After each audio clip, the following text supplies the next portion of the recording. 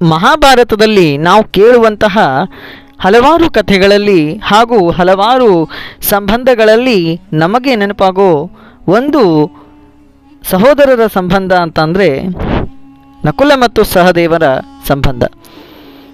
ಈ ನಕುಲ ಸಹದೇವರಲ್ಲಿ ನಕುಲ ಪಾಂಡವರಲ್ಲಿ 4ನೇ ಸಹೋದರ. ಅವನ ಜನ್ಮ ಅಶ್ವಿನಿ ಕುಮಾರರಿಂದ ಆಶೀರ್ವಾದದಿಂದ ಹುಟ್ಟಿದಂತಹ ಪುತ್ರ. ಸೌಂದರ್ಯ, ಶೌರ್ಯ, ವಿದ್ಯೆ, ಧರ್ಮಪಾಲನೆಯಿಂದ ತುಂಬಿತ್ತು. ಬಾಲ್ಯದಿಂದಲೇ ವಿನಯ, ಶಾಂತಿ, ಧೈರ್ಯ ಮತ್ತು ವಿದ್ಯೆಗಳಲ್ಲಿ ಪರಿಣಿತಿಯನ್ನು ತೋರಿದಂತಹ ನಕುಲ ಜೀವನ ಧರ್ಮ ಹಾಗೂ ಸೋದರರ ಪ್ರೀತಿಯ ಪ್ರತೀಕ ಅಂತ ಹೇಳಿದ್ರೂ ಕೂಡ ತಪ್ಪಾಗೋದಿಲ್ಲ. ಕುರುಕ್ಷೇತ್ರ ಯುದ್ಧದಲ್ಲಿ, ರಾಜಸೂಯ ಯಜ್ಞದಲ್ಲಿ, ವಿರಾಟವಾಸದಲ್ಲಿ ಹಾಗೂ ಕುರುಕ್ಷೇತ್ರದ ಅಂತ್ಯದಲ್ಲೂ ಕೂಡ ಅವನ ಧರ್ಮವನ್ನು ಎಂದಿಗೂ ಬಿಟ್ಕೊಡಲಿಲ್ಲ. ಈ ಒಂದು ವಿಡಿಯೋದಲ್ಲಿ ನಕುಲನ ಬಗ್ಗೆ ಸಂಪೂರ್ಣವಾದಂತಹ ಮಾಹಿತಿಯನ್ನು ನಾನು ನಿಮಗೆ ನೀಡ್ತೇನೆ. ನನ್ನ ಚಾನಲ್ ಇಷ್ಟ ಆದಲ್ಲಿ ಶೇರ್ ಮಾಡಿ, ಲೈಕ್ ಮಾಡಿ ಹಾಗೂ ಸಬ್ಸ್ಕ್ರೈಬನ್ನು ಮಾಡಿ. ಕೌಸಲ್ಯ ಮತ್ತು ಮಾದ್ರಿ ಪಾಂಡವರ ಅಂದರೆ ಪಾಂಡುವಿನ ಪತ್ನಿ. ಪಾಂಡು ಹಾಗೂ ಕುಂತಿಗೆ ಒಂದು ವರವನ್ನು ದುರ್ವಾಸ ಮುನಿಗಳು ಕೊಟ್ಟಿದ್ದರು. ಕುಂತಿಗೆ ಒಂದು ಮಂತ್ರವನ್ನು ಹೇಳಿದರು. ಆ ಮಂತ್ರದ ಮೂಲಕ ಅವಳು ಯಾವುದಾದ್ರೂ ದೇವರನ್ನು ಆಹ್ವಾನಿಸಿ ಆ ದೇವರ ಗುಣಗಳಿಂದ ಕೂಡಿದ ಸಂತಾನವನ್ನು ಹೊಂದಬಹುದು ಅಂತ ತಿಳಿದಿತ್ತು. ಈ ಮಂತ್ರದಿಂದ ಕುಂತಿ ಆ ಮಂತ್ರವನ್ನು ಮಾದ್ರಿಗೆ ಹೇಳ್ತಾಳೆ. ಮಾದ್ರಿಯು ಆ ಮಂತ್ರವನ್ನು ಉಪಯೋಗಿಸಿ ಅಶ್ವಿನಿ ಕುಮಾರರನ್ನು ಕರೆದು ನಕುಲ ಹಾಗೂ ಸಹದೇವರನ್ನು ಪಡಿತಾಳೆ. ನಕುಲನ ಜನ್ಮವೇ ಒಂದು ದೇವದತ್ತ ಅನುಭವ ಅಂತ ಹೇಳಿದ್ರೂ ಕೂಡ ತಪ್ಪಾಗೋದಿಲ್ಲ. ಶೌರ್ಯ, ಸೌಂದರ್ಯ, ಜ್ಞಾನ ಎಲ್ಲವನ್ನ ಹೊಂದಿದ ಪುರುಷ ನಕುಲ. ಬಾಲ್ಯನು ಕೂಡ ತುಂಬ ಶಾಂತ ಸ್ವಭಾವ, ಚತುರ ಕೂಡ, ಶಿಸ್ತಿನಿಂದ ತುಂಬಿದ್ದ. ತಂದೆ ಗುರುಗಳಿಂದ ವಿದ್ಯೆ ಹಾಗೂ ಧರ್ಮ, ಯುದ್ಧ, ಕೌಶಲ ಎಲ್ಲವನ್ನ ಕಲಿತಿದಂತಹ ಬಾಲಕ ನಕುಲ. ನೈತಿಕ ಪಾಠಗಳನ್ನು ಪಡೆದ. ಅಶ್ವಿನಿ ಕುಮಾರರ ಮಾರ್ಗದರ್ಶನದಲ್ಲಿ ಕುದುರೆ ಪಾಲನೆಯು ಕೂಡ ತಾನೇ ಮಾಡುವುದಕ್ಕೆ ಪರಿಣಿತಿಯನ್ನು ಕೂಡ ಹೊಂದಿದ್ದ. ಮುಖ್ಯವಾಗಿ ನಕುಲ ಕಲಿತಂತಹ ವಿದ್ಯೆಗಳು ಅಶ್ವಶಾಸ್ತ್ರ, ಕುದುರೆಗಳ ಆರೈಕೆ, ತರಬೇತಿ ಮತ್ತು ಯುದ್ಧಗಳಲ್ಲಿ ಅದರ ಬಳಕೆ ಹೇಗೆ ಮಾಡಬೇಕು. ಇನ್ನು ಶಸ್ತ್ರಕಲಾ, ಖಡ್ಗ, ಬಾಣ, ಧನುರ್ವಿದ್ಯೆಗಳು ತಿಳ್ಕೊಂಡಿದ್ದ. ಇನ್ನು ಆಯುರ್ವೇದ, ಔಷಧ ಶಾಸ್ತ್ರದ ಬಗ್ಗೆ ತುಂಬ ವೈದ್ಯಕೀಯ ಪರಿಣಿತಿಯನ್ನು ನಕುಲ ಪಡೆದುಕೊಂಡಿದ್ದ. ಇನ್ನು ಧರ್ಮಶಾಸ್ತ್ರ, ರಾಜಕೀಯ ನೀತಿ ಎಲ್ಲವನ್ನ ಮಾಡ್ತಾ ಇದ್ದ. ಯಾವ ಮಟ್ಟಿಗೆ ಮಾಡ್ತಾ ಇದ್ದ ಅಂತಂದರೆ ಯುಧಿಷ್ಠಿರನಿಗೆ ಸಲಹೆ ನೀಡುವ ಕೌಶಲ್ಯ ಕೂಡ ನಕುಲನು ಪಡೆದುಕೊಂಡಿದ್ದ. ಯುಧಿಷ್ಠಿರ ಅಂದರೆ ಪಾಂಡವರಲ್ಲಿ ದೊಡ್ಡ ಅಣ್ಣ. ಆ ದೊಡ್ಡಣ್ಣನಿಗೂ ಕೂಡ ತನ್ನ ಸಲಹೆಗಳನ್ನು ನೀಡ್ತಾ ಇದ್ದ. ಮಹಾಭಾರತದಲ್ಲಿ ನಕುಲನ ಪಾತ್ರ ನೆನೆಸುವಂಥದ್ದು. ನಕುಲ ರಾಜಸೂಯ ಯಜ್ಞದಲ್ಲಿ ಪಶ್ಚಿಮ ದಿಕ್ಕಿನ ರಾಜ್ಯವನ್ನು ಜಯಿಸುವ ಕಾರ್ಯದಲ್ಲಿ ಮುಖ್ಯ ಸಲಹೆಯನ್ನು ನೀಡಿದ್ದು ನಕುಲ. ಇನ್ನು ವನವಾಸದಲ್ಲಿ ಧೈರ್ಯ ಮತ್ತು ಶಾಂತಿಯ ಮಾದರಿ ಕೂಡ ಆಗಿದ್ದ. ವಿರಾಟವಾಸದಲ್ಲಿ ಅಶ್ವಶಾಲೆಯ ಮೂಲಕ ಕುದುರೆ ಪಾಲಕರ ಸೇವೆಯ ಮಾಡ್ತಾ ಮಾರುವೇಷದಲ್ಲಿ ಇದ್ದಂತಹ ನಕುಲ ಯಾರಿಗೂ ತಿಳಿಲಿಲ್ಲ. ಇನ್ನು ಕುರುಕ್ಷೇತ್ರ ಯುದ್ಧದಲ್ಲಿ ಅನೇಕ ಕೌರವರ ಸೇವಾ ನೆಲೆಗಳನ್ನು ಹಾಗೂ ಸೇನೆಯ ನಾಯಕರನ್ನು ಸೋಲಿಸಿ ಪಾಂಡವರ ಜಯಕ್ಕೆ ನೆರವನ್ನು ನೀಡ್ತಾನೆ. ಇನ್ನು ಯಾವುದೇ ಗ್ರಂಥದಲ್ಲೂ ಕೂಡ ನಕುಲನ ಪತ್ನಿಯ ಬಗ್ಗೆ ಹೇಳಿಲ್ಲ. ಆದರೆ ನಾನು ನಿಮಗೆ ತಿಳಿಸ್ತೀನಿ. ನಕುಲನ ಪತ್ನಿ ಹೆಸರು ಕರುಣುಮತಿ ಅಂತ. ವೈದೇಹಿ ರಾಷ್ಟ್ರದ ರಾಜ ಶಿಬಿ ದ್ಯುಮ್ನಿಯ ಪುತ್ರಿ ಕರುಣುಮತಿಯಾಗಿದ್ಲು. ಇವಳನ್ನು ಮದುವೆಯಾಗಿದ್ದಾನೆ ಅಂತ ಕೆಲವೊಂದು ಇತಿಹಾಸದ ಪುಟಗಳು ಹೇಳ್ತಾವೆ. ನಕುಲ ಹಾಗೂ ಕರುಣುಮತಿಗೆ ನಿರ್ಮೋಚಿ ಅಂತ ಒಬ್ಬ ಪುತ್ರ ಕೂಡ ಜನಿಸಿದ್ದ ಅಂತ ಇತಿಹಾಸದ ಪುಟಗಳು ತಿಳಿಸ್ತವೆ. ಇನ್ನು ನಕುಲನ ಕೊನೆಯ ಅಂತ್ಯ ಕೂಡ ಮಹಾಪ್ರಸ್ಥಾನ ಅಂದರೆ ವಾನಪ್ರಸ್ಥಾಶ್ರಮಕ್ಕೆ ಎಲ್ಲ ಪಾಂಡವರು ಹೋಗುವಾಗ ಯುದ್ಧ, ಧರ್ಮ, ರಾಜಕಾರ್ಯ ಮುಗಿದ ಮೇಲೆ ಪಾಂಡವರು ಹಿಮಾಲಯಕ್ಕೆ ಹೋಗ್ತಿರ್ತಾರೆ.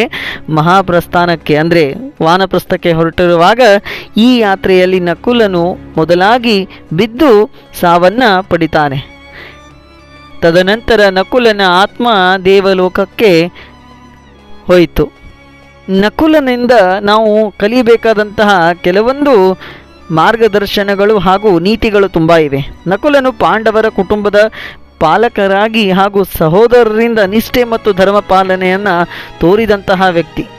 ಜೀವನದಲ್ಲಿ ಯಾವ ಸಂದರ್ಭದಲ್ಲೂ ಇದ್ರೂ ಕೂಡ ಧರ್ಮ ಹಾಗೂ ನಿಷ್ಠೆಯನ್ನು ಎಂದಿಗೂ ತ್ಯಜಿಸಬಾರದಂತ ಅವನಿಂದ ಕಲಿಬೇಕು.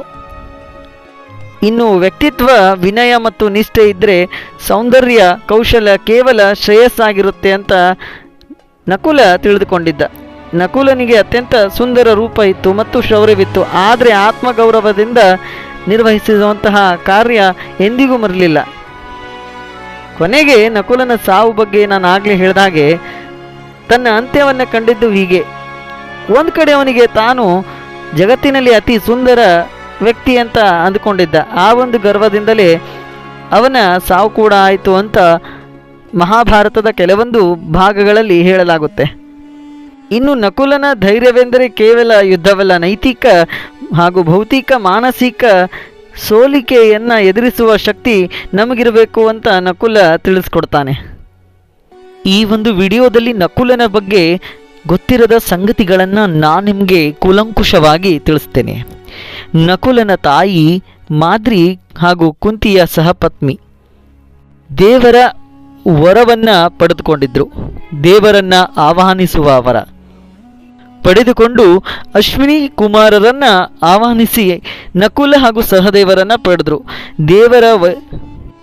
ದೇವರ ವೈದ್ಯರಾದಂತಹ ಅಶ್ವಿನಿ ಕುಮಾರರ ಪುತ್ರರು ಇವರಾಗಿದ್ದರು. ಹೀಗಾಗಿ ಇವರಲ್ಲಿ ಆರೋಗ್ಯ, ಸೌಂದರ್ಯ ಹಾಗೂ ಔಷಧ ಜ್ಞಾನ ನಕುಲರಲ್ಲಿ ಹೆಚ್ಚಾಗಿ ತುಂಬಿತ್ತು ಹಾಗೂ ಸಹದೇವನಲ್ಲೂ ಇತ್ತು. ಇನ್ನು ನಕುಲ ವಿಶ್ವದ ಅತ್ಯಂತ ಸುಂದರ ಪುರುಷರಲ್ಲಿ ಒಬ್ಬ. ಮಹಾಭಾರತದಲ್ಲಿ ನಕುಲನು ನರರೊಳಗಿನ ಚಂದ್ರನಂತೆ ಸುಂದರ ಅಂತ ವರ್ಣಿಸಲಾಗುತ್ತೆ. ಅವನ ಸೌಂದರ್ಯಕ್ಕೆ ದೇವತೆಗಳು ಮಾರು ಹೋಗುತ್ತಿದ್ದರು ಅಂತ ಹೇಳುತ್ತಾರೆ. ಸುಂದರತೆ ಕೇವಲ ದೇಹವಲ್ಲ, ಅದು ಶುದ್ಧ ಹೃದಯವೂ ಕೂಡ ನಕುಲನಲ್ಲಿ ಇತ್ತು.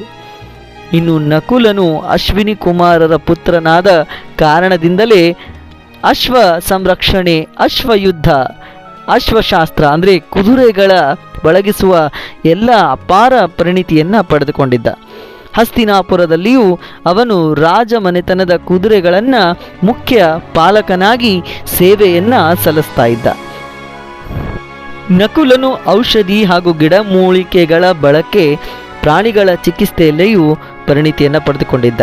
ಯುದ್ಧದ ಸಮಯದಲ್ಲಿ ಗಾಯಗೊಂಡ ಯೋಧರಿಗೆ ಔಷಧಿಯನ್ನು ತಾನೇ ಗಿಡಮೂಲಿಕೆಗಳಿಂದ ಮಾಡಿ ಚಿಕಿತ್ಸೆಯನ್ನು ಕೊಡ್ತಾ ಇದ್ದ. ಮೃದುವಾದಂತಹ ಮಾತು ಹಾಗೂ ಸ್ವಭಾವವು ಕೂಡ ಶ್ರದ್ಧೆಯಿಂದ ಕೂಡಿತ್ತು. ಮಾತು ಯಾವಾಗಲೂ ಕೋಪದಿಂದ ಇರ್ತಾ ಇರಲಿಲ್ಲ. ನಕುಲನು ತನ್ನ ಸೌಂದರ್ಯ ಅಥವಾ ಜ್ಞಾನದಿಂದ ಯಾವಾಗಲೂ ಪ್ರದರ್ಶನವನ್ನು ನೀಡ್ತಾ ಇದ್ದ. ಇನ್ನು ನಕುಲ ದ್ರೌಪದಿ ಸ್ವಚ್ಛ ಮನಸ್ಸನ್ನು ಹಾಗೂ ವಿನಯವನ್ನು ಬಹಳ ಮೆಚ್ಚುತ್ತಿದ್ಲು. ಹಾಗಾಗಿ ನಕುಲನ ಸೌಂದರ್ಯ ಎಷ್ಟು ಶೋಭನವಾದರೂ ಅವನ ಹೃದಯ ಅದಕ್ಕಿಂತ ಹೆಚ್ಚು ಶೋಭನವಾಗಿತ್ತು. ಇನ್ನು ನಕುಲನ ಪತ್ನಿ ಶಿಶುಪಾಲನ ಸಹೋದರಿಯಾಗಿದ್ಲು ಅಂತ ಹೇಳಲಾಗುತ್ತೆ. ನಕುಲನ ಪುತ್ರ ನಿರ್ಮಿತ್ರ ಕೂಡ ಒಬ್ಬ ಧೀರ ಯೋಧನಾಗಿದ್ದ. ಇನ್ನು ಕೊನೆಯಲ್ಲಿ ನಕುಲನ ಪತನಕ್ಕೆ ಕಾರಣ ಅವನ ಸೌಂದರ್ಯದ ಬಗ್ಗೆ ಇರುವಂತಹ ಅಹಂಕಾರ ಅವನನ್ನೇ ನಾಶ ಮಾಡಿತು. ತಾನೇ ಅತ್ಯಂತ ಸುಂದರ ಎಂದು ಮನಸ್ಸಿನಲ್ಲಿ ಭಾವಿಸ್ತಾ ಇದ್ದ. ಸ್ನೇಹಿತರೆ, ಒಟ್ಟಿನಲ್ಲಿ ಹೇಳೋದಾದರೆ ಜೀವನದಲ್ಲಿ ಯಾವಾಗಲೂ ಸಂದರ್ಭದಲ್ಲೂ ಕೂಡ ಧರ್ಮವನ್ನು ಅನುಸರಿಸಿ ನಿಷ್ಠೆಯಿಂದ ಬದುಕಬೇಕು. ಇನ್ನು ಸೌಂದರ್ಯ ಮತ್ತು ವಿದ್ಯೆಯಲ್ಲಿ ಗರ್ವವಿಲ್ಲದೆ ವಿನಯದಿಂದ ನಡೆದುಕೊಳ್ಳಬೇಕು. ಇನ್ನು ಜ್ಞಾನವನ್ನು ಸದಾ ಸಮರ್ಥವಾಗಿ ಧರ್ಮ ಮತ್ತು ಸಮಾಜದ ಹಿತಕ್ಕೆ ಬಳಸಬೇಕು. ಕುಟುಂಬ ಮತ್ತು ಸಹೋದರರ ಜೊತೆಗೆ ಏಕತೆ, ಪ್ರೀತಿ ಮತ್ತು ಭಕ್ತಿಯಿಂದ ನಾವು ಅವ್ರ ಜೊತೆ ಜೀವನವನ್ನು ಸಾಗಿಸಬೇಕು. ಭಯವಿಲ್ಲದೆ ಸತ್ಯ ಮತ್ತು ನ್ಯಾಯವನ್ನು ಸಾಧಿಸುವಂತಹ ಗುಣ ಕಲಿಯಬೇಕು. ಗರ್ವದಿಂದ ಪತನ ತಪ್ಪಿಸಿಕೊಳ್ಳುವುದು. ಸಾಧನೆ, ಶಕ್ತಿ ಮತ್ತು ಸೌಂದರ್ಯದಲ್ಲಿ ಅಹಂಕಾರ ಎಂದಿಗೂ ಮಾಡಬಾರ್ದು ಅನ್ನೋದು ನಕುಲನ ಈ ಒಂದು ಜೀವನ ಚರಿತ್ರೆಯಲ್ಲಿ ತುಂಬ ಸೂಕ್ತವಾಗಿ ಮಾಹಿತಿಯನ್ನು ಹೇಳಿದ್ದಾರೆ. ಮುಂದಿನ ವಿಡಿಯೋದಲ್ಲಿ ಹೊಸ ಮಾಹಿತಿಯ ಜೊತೆಗೆ ಮತ್ತೆ ಸಿಗೋಣ. ಧನ್ಯವಾದಗಳು.